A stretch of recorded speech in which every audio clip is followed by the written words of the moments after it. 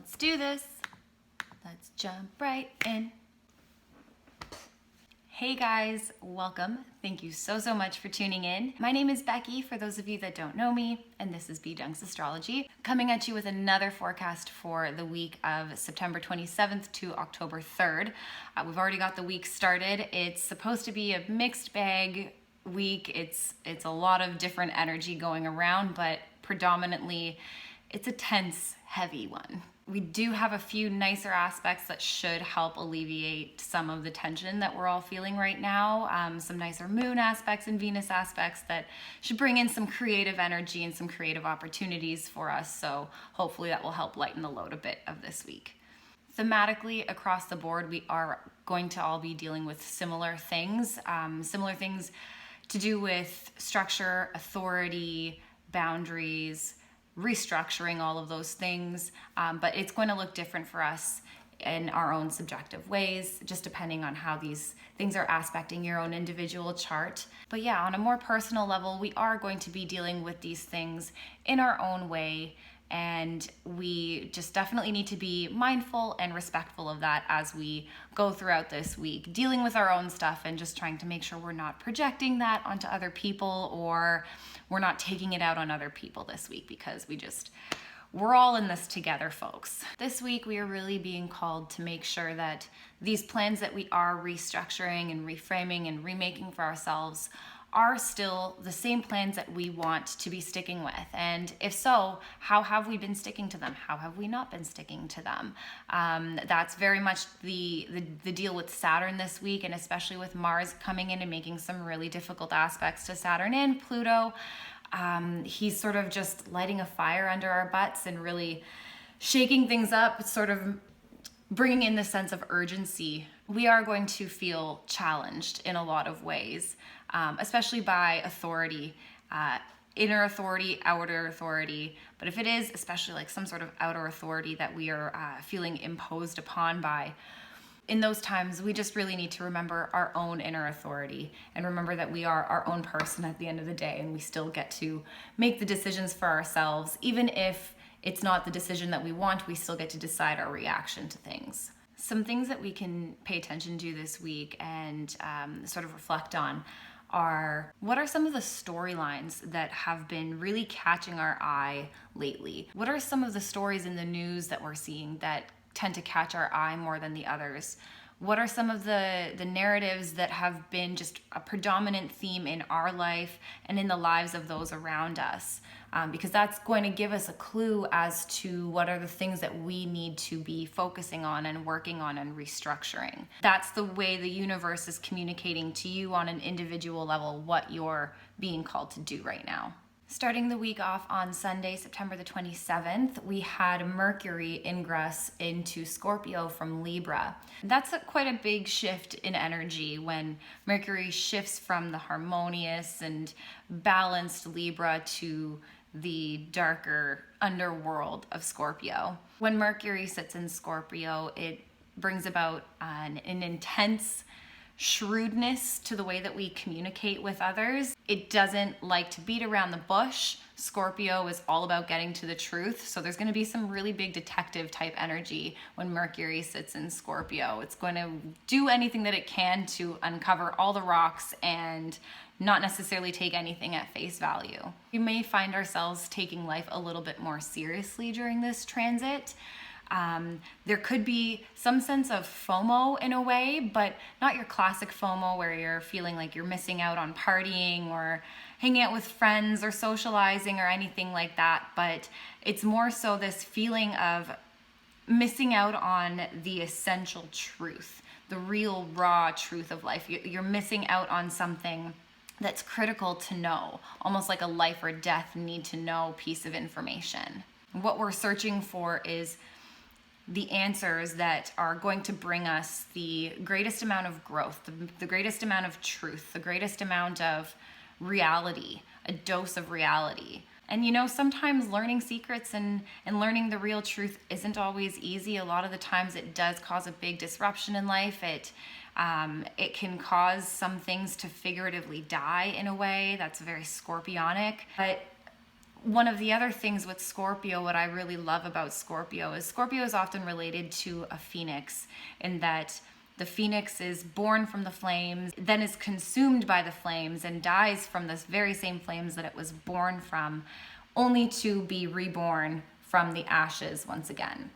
So it's this very symbolic, cyclical process that needs to happen for anything greater to grow. So we can definitely take a look at some of the areas in our life where this figurative death might need to happen. What is it that we need to let go of? Is there something in our life that figuratively needs to die in order for something greater to come from it? On this day, we also have Venus sitting in Leo still. She's making a sextile to the North Node. So a little bit about the nodes, the North Node and the South Node. They're not technically planets, they're more points in the sky. The moon has her own orbit and the sun has his own orbit. Twice a month, the moon will cross over the sun's band, and depending in which direction she's traveling in, whether it's northbound or southbound, you have the North and the South Node. These are very karmic points in the sky, the North Node being symbolic of our future, calling in life, our life's purpose, all of the things, the challenges that are going to offer us the greatest amount of growth. And then the South Node is representative of where we're coming from. It's very tied to past lives, if you believe in past lives. All of the lessons that are already embedded in us that we need to come from and work beyond.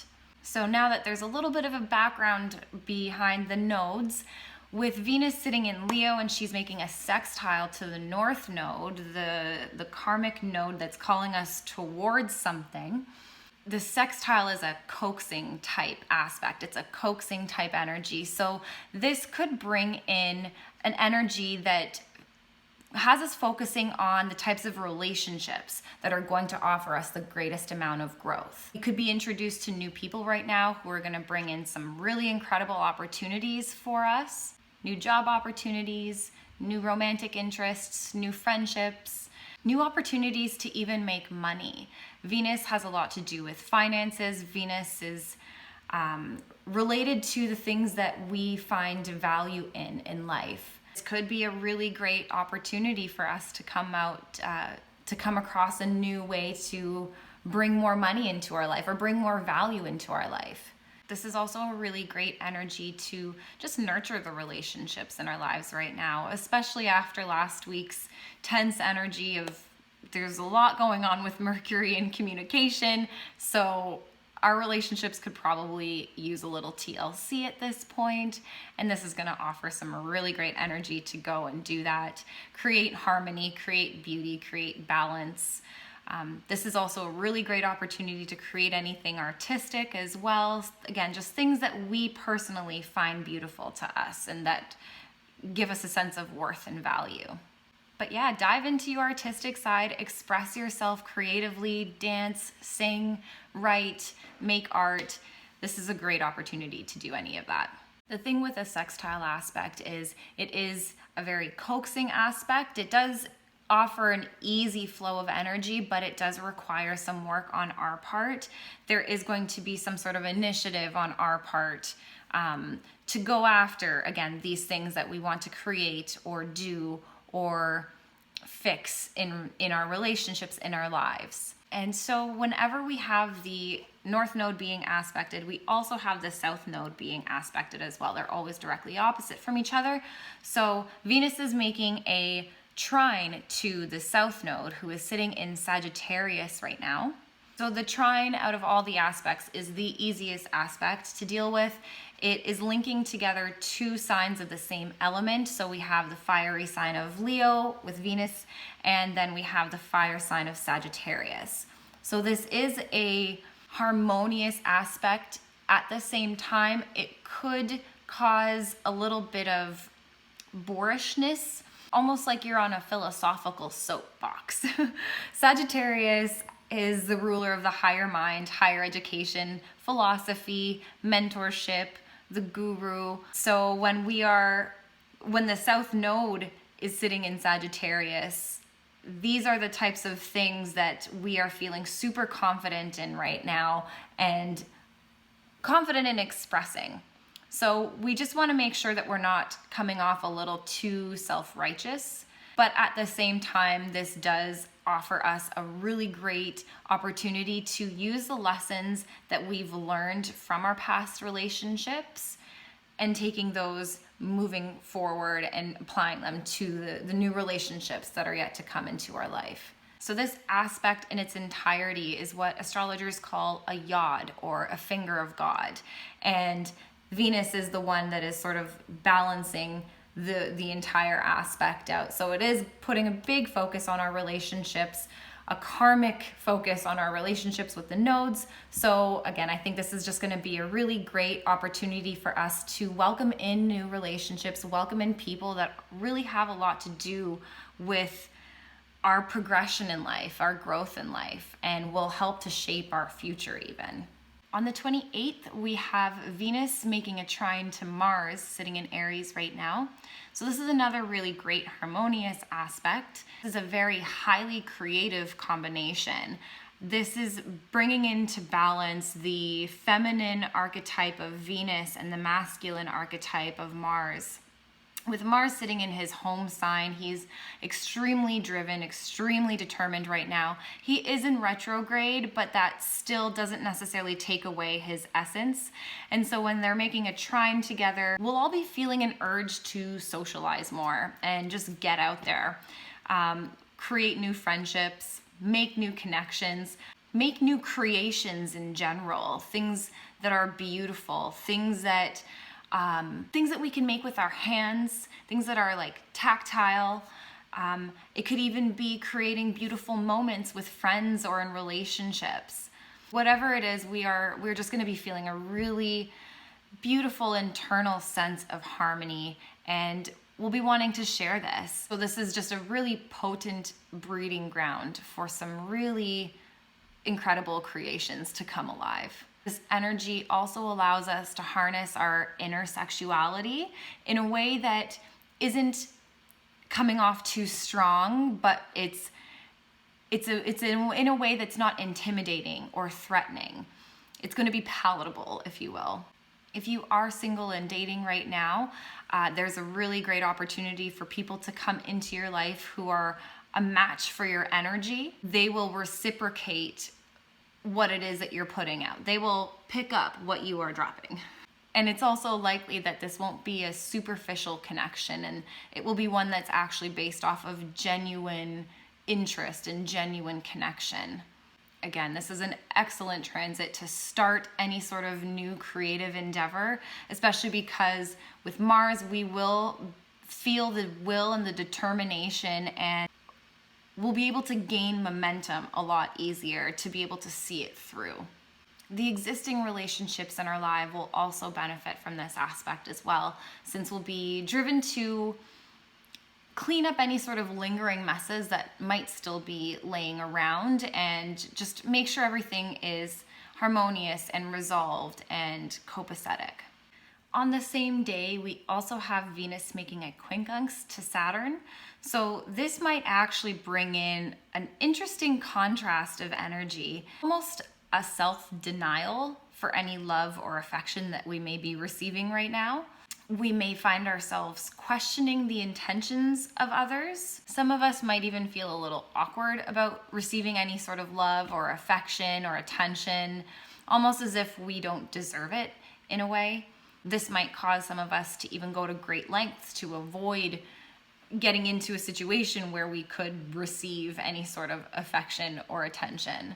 This does open up a wonderful opportunity for us, though, to practice the art of giving and receiving. I personally believe this is something that is truly a learned skill, to know how to properly give and receive a gift. You could be the type of person that loves giving gifts, but a lot of the times we also forget that receiving a gift and knowing how to properly and genuinely receive a gift is just as important. That is giving a gift to the giver. That receiving that gift is a gift in of itself. Some things that we could be asking ourselves, some potential journal prompts for right now is, how do I receive in life? How do I receive from others? Do I allow myself to receive gifts and help from others? Am I open to graciously receiving something thoughtfully and considerately? On the 29th, we have Mars in Aries making a square to Saturn in Capricorn. This is supposed to be one of the hardest aspects that we have to deal with in all of 2020. It's a very intense, challenging aspect that brings in a lot of fear, a lot of feeling tested, feeling challenged by authority, by the authority figures in our life.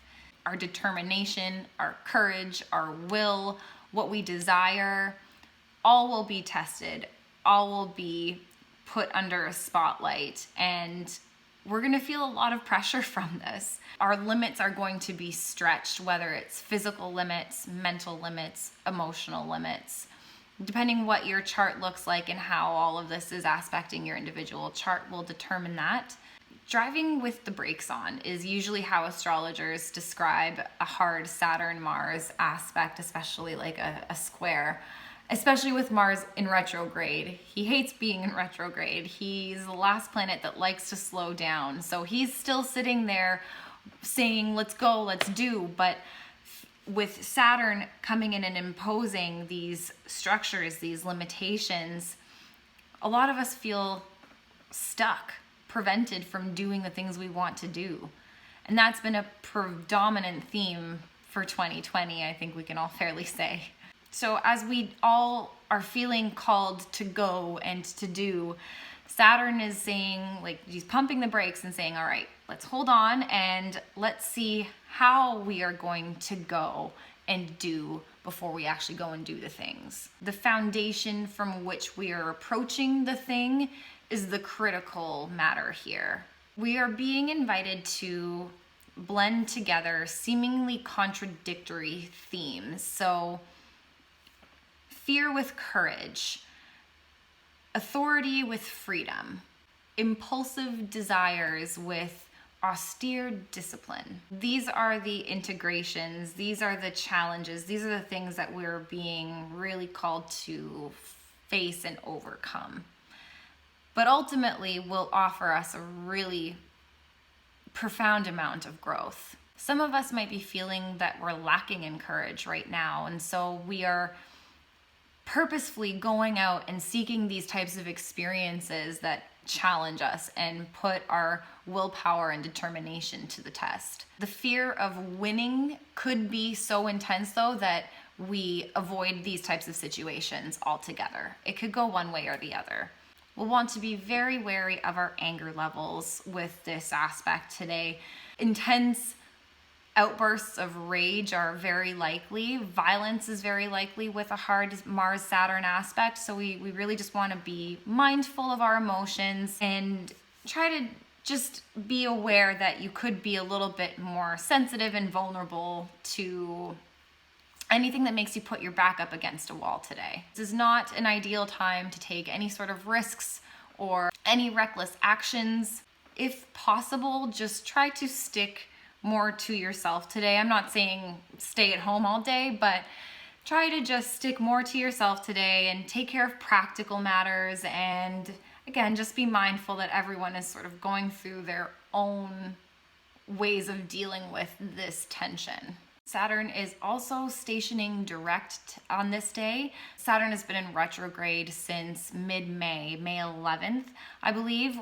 He went retrograde in the sign of Aquarius at 1 degree of Aquarius, and he went retrograde back into Capricorn. So this Saturn retrograde period was an intense period of reflection. We were all meant to be reflecting on the authority, the boundaries, the limitations, the restrictions in our life, how these elements play a role in our life. How do we allow these types of things to build our character? What is our relationship with authority like? Do we rebel against authority? Are we the type of person that just is okay to go along with the rules? And it also makes us think about our own inner authority as well. That definitely plays a role with how we respond to outer authority. Themes that we were dealing with back in February to mid-May should be coming up around this time right now, as Saturn he stops really actually and begins to move forward again figuratively in the sky. And hopefully coming out of this Saturn retrograde period, a lot of us have had a chance to learn and familiarize ourselves with the boundaries in our life and what boundaries need to be imposed, restructured. Are there any things that we need to let go of in order to support the foundation of our boundaries? And being okay with letting some of these things just go. That it's okay to make some of these bigger, tougher changes in our life. Changes that we often avoid making out of fear of change itself. Also, on the same day, we have the Sun making an opposition to Chiron. So Chiron is known as the wounded healer.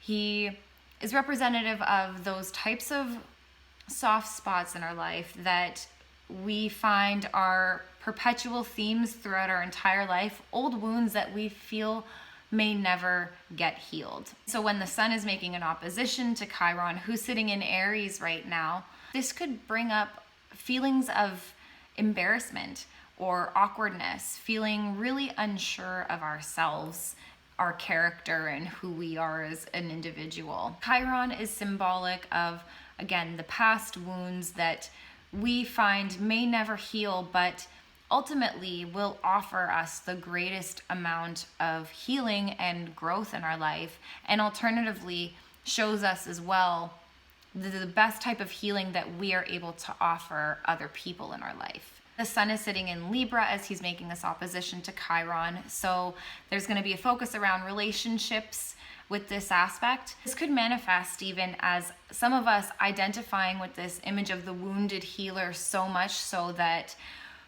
especially with the opposition, we're not necessarily focusing on ourselves, we're focusing on the other in a way. We're taking on other people's old wounds, completely disregarding our own and trying to fix the other person. One of the ways that we could potentially overcome and navigate this unawareness of our own personal obstacles is the people, the connections that we are forging right now, the relationships in our lives, the ones that are meaningful and that we're able to form a sentimental bond with. These are the types of relationships that have the potential to point us towards our own internal wounds, that they might shine a flashlight on our wounds. They would do for us what we're trying to do for them.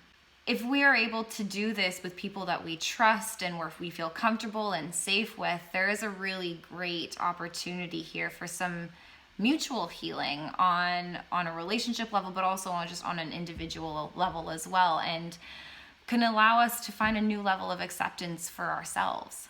On September 30th, the moon is making a quincunx with Venus. The moon will be sitting in Pisces as Venus is sitting in the fiery sign of Leo. And so this aspect could cause us to feel some sort of internal disconnect between our emotions and our desires. This disconnect could have something to do with our relationships, whether that be romantic relationships, friends or family, even a significant woman in your life, the mother. The moon is very representative of the mother, or just a mother figure, a motherly figure that offered some sort of nurturance to you. With the moon sitting in the intuitive and very sensitive sign of Pisces, our intuition and our emotions are going to be heightened, so we will be highly sensitive to any sort of imbalances within our relationships right now.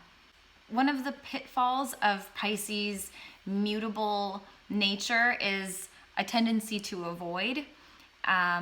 So this could cause some of us to want to escape and avoid confrontation as opposed to dealing with these issues head on. If we do experience any sort of tension within our relationships, this could manifest as some of us, again, just avoiding, numbing, distracting ourselves. It could even manifest as someone stepping out and being unfaithful. It can manifest as an argument that just goes around in circles and circles and never really seems to have a resolution. It all depends on the seriousness of the issue. If there is a love affair that does occur, this does run the risk of secrets coming out and that person being caught. Alternatively, we could find ourselves pouring too much of ourselves into our relationships right now, and maybe those feelings aren't being reciprocated in the ways that we expect, which ultimately lead us to feel resentment for that person and that relationship. This is especially important for us to be aware of as the moon is sitting in Pisces, because Piscean moons are so generous and so nurturing and so caring that we could overpour and deplete ourselves. So it's going to be really important for us to focus on giving ourselves the rest and restoration that we need, giving ourselves any sort of self-care that serves us best. We'll want to avoid taking any sort of risks right now with especially our relationships, and just try to remember to approach things from a grounded, heart-centered place, approaching issues with love and compassion and understanding, and ultimately just wanting to avoid any hasty, emotionally driven reactions. On October 1st, we have our first full moon of the month. We actually have 2 full moons coming up this month, on October 1st and October 31st, which is pretty cool in my opinion. So this first full moon is a full moon in Aries. This is bound to be an eventful, intense full moon, I am sure. This full moon is also making a conjunction, so the full moon is right beside Chiron in Aries right now as well. So this is going to put a big emphasis on, again, that theme of being the wounded healer, past wounds, old wounds, things that we feel vulnerable around that we can't ever seem to avoid or get away from. We could be finding ourselves in situations where it's really triggering these soft spots within us and we feel attacked and like we need to put our defense up in some sort of way. But I think these are the moments that we really need to ask ourselves and get honest with ourselves, within these attacks that are coming at us, asking ourselves, is there any truth? Is there any validity to what this person is saying right now, what I'm being confronted with right now? And if there is, what do I need to get honest about within myself? And if there isn't, how can I learn to not let these triggers control my reactions? How can I take my control back over these triggers? Or ultimately, are these triggers pointing me towards something that I need to cut ties with? Is there something that I need to let go of that's no longer serving me in my life, that's just continuously triggering these things within me that I can really just let go of at this point? Chiron is again seen as a mentor, a guru, a teacher, a spiritual guide in a way. And when he's sitting in Aries, he's really able to channel that inner warrior within us. So this could give us a really extra oomph of courage that we need to help us face some of these things head on, face some of these fears and these challenges and these traumas head on. Ultimately, I feel like this full moon in Aries is calling us to channel our innermost desires, channel the things that we truly want in life, and learning how to face our fears by staying connected with our truth, staying connected with our soul's purpose, and using that as motivation and channeling our courage from that source. Some full moon journal prompts for you to work with today. What are some of the fears that are still hanging around from my past that are preventing me from going towards the things that I desire right now? How can I go about cultivating more courage? Where do I source my courage from? And ultimately, what is it that I need to release? What is it that I need to let go of right now in order to move forward? Also on October 1st, we have the sun making a quincunx with Uranus. The sun's still sitting in the diplomatic sign of Libra and trying to balance all the intensity out from the full moon. With the sun making a quincunx to Uranus, who's sitting in Taurus right now, this could bring in a little bit more uncomfortable tension, unfortunately. This could cause some of us to feel really unsure and uneasy, unwilling to embrace any sort of radical change that's disrupting our lives right now, especially domestically so with Uranus sitting in Taurus. Unexpected events are likely to occur right now that are likely to force us to change our daily routines and change our daily habits, change the way that we sort of go about in our day-to-day. And a lot of us are going to find it extremely hard to relax and find any sort of comfort in this uncertainty, this unwillingness, this difficulty to relax. Ultimately, though, will only cause us more stress and more suffering. The more that we resist, the more that persists. The more that we resist these changes, the more we run the risk of even coming off as pretentious or arrogant to others, self-righteous in a way. And that could cause us to miss out on some really great opportunities. Some of us might be on the complete opposite end of the spectrum and just feeling completely gung-ho to dive into anything new and exciting and welcoming and all the changes, seeking out anything that is new and exciting and novel. We do just want to be careful though, however, of not going overboard, especially with making radical changes in our life. A lot of the times we can tend to forget that while we want to make all of these new and great changes for ourselves, the changes that we make don't impact just us. They have an impact on the people in our lives as well. So that's just something we need to be mindful of and keep into consideration whenever we are making these impulsive decisions. On October 2nd, Jupiter is going to be making a sextile with Neptune. This is an extremely gracious, beautiful, altruistic aspect that's bound to bring in some really lovely, generous energy, which I think is really needed right now with all of the shit happening this week. This sextile aspect gives us an opportunity to dream big. Neptune is all about the dreamy world, and Jupiter expands things. Jupiter is also about philosophy, higher mind, greater good, humanitarian efforts. So a lot of our dreams could have a lot to do with those types of themes. A lot of us could be ready and willing to sacrifice ourselves for the greater good right now. We will be highly attuned to the suffering that's going on in the world right now on a larger scale, and we could be feeling a big urge to want to do something about it, want to be a savior in some sort of way. And this is a great opportunity to do so. Again, Jupiter is emphasizing and expanding on the fanatical and dreaminess of Neptune. So we can channel this energy to think of new and creative and innovative ways to go about taking on these charitable feats. We do want to stay self-aware, however.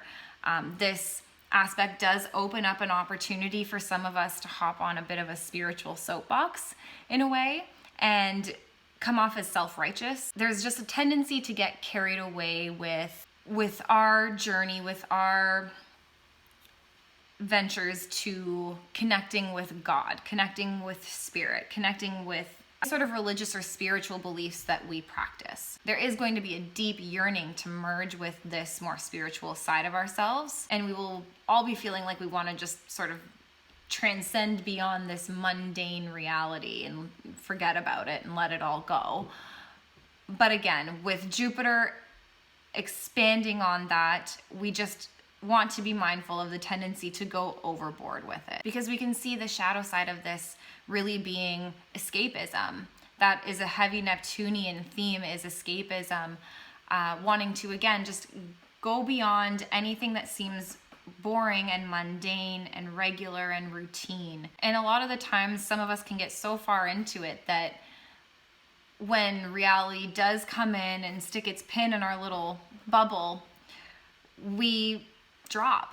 There is a tendency to feel depressed, and it's a hard slap in the face. We also want to be mindful of any sort of addictive behaviors of escapism, like drugs or alcohol or anything like that. There is a bit of a tendency for that to be taken to the extreme as well. Not only did we have Saturn begin to stop and station as he's preparing to move forward again.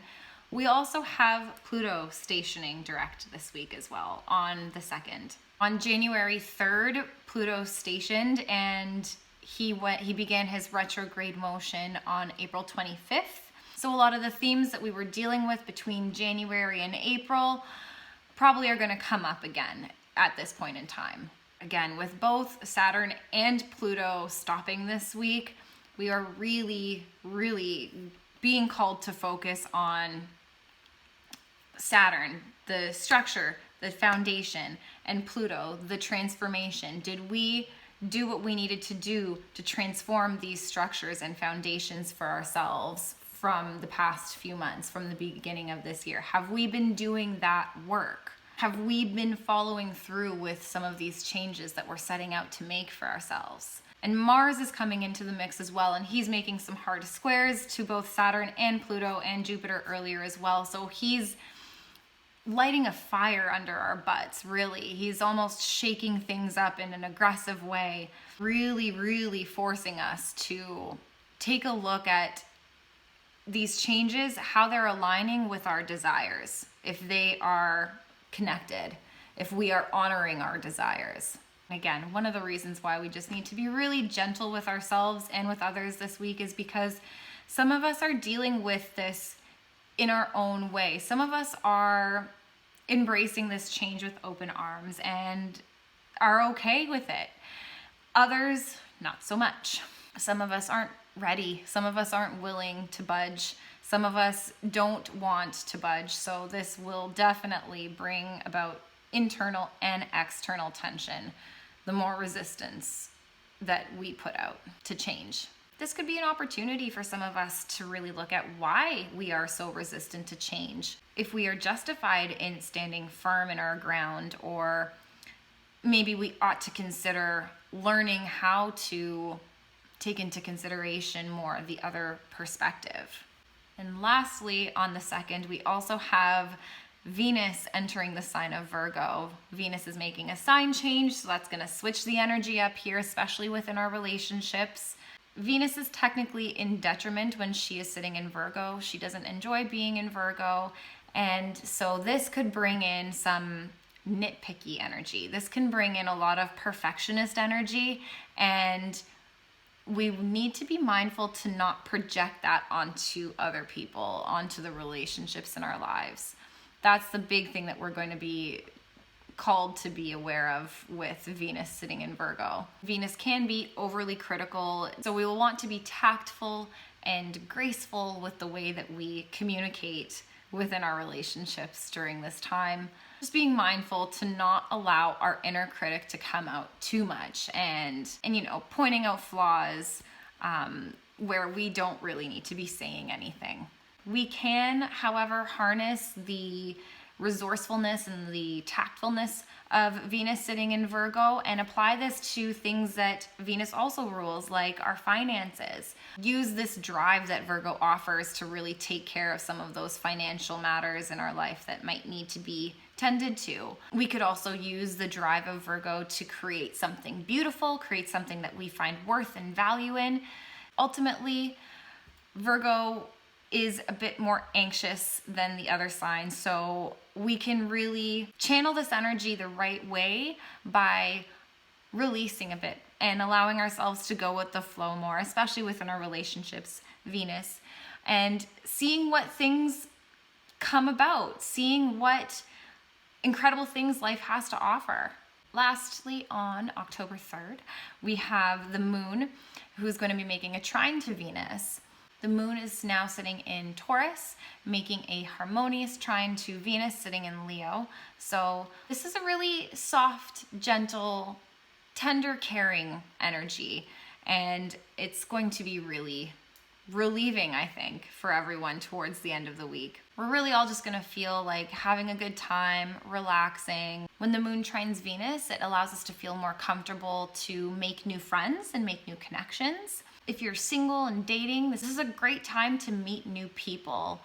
Your charm and your charisma is going to be turned on. That could be something to take advantage of if you are dating and looking. Sex is also going to feel a lot more romantic and intimate with this energy, as the moon will keep us tuned into our emotional side. So that will allow us to just overall be more sensitive and nurturing and caring. This is, again, another really highly creative aspect. So there's a great opportunity here to create something beautiful, redecorate, create some artwork for your home, or do something that enhances the beauty of life around you. Because Venus is associated with money and the things that we find value and worth in, this is a big treat yourself type energy.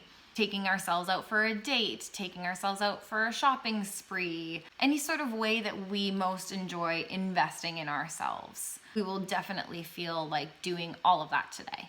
This could also be an opportune time to ask for a favor or money or a loan of some sorts. People are going to be feeling a lot more compassionate, so it's going to be a little bit harder to say no. So this might be something you want to take advantage of. And then with Venus sitting in Virgo, we should hopefully be able to do this in a way that is efficient and respectful and tactful. That's all I got for this week, folks. There is so much more happening, but that's just some of the main highlights. Again, try to take care of you this week. Be kind to yourself, be kind to others. There's a lot going on, so just remember, you're not the only one going through something. There's always something that someone else is going through that we don't know about. So thank you so much for tuning in. If you're still watching, I so appreciate you. If you enjoyed this video, if you enjoyed this podcast, I would really appreciate it if you could like, comment, subscribe, share, all of the things. If you found this helpful, I would really appreciate if you could share it with your friends or family too, anyone that you think might find this helpful as well. You can also book a one-on-one reading with me if you're interested. All of the links should be available in the notes or in my social profiles. That's all available there. So that's it for me this week, guys. I hope you have an incredible rest of the week, and I will see you next time. Bye, guys.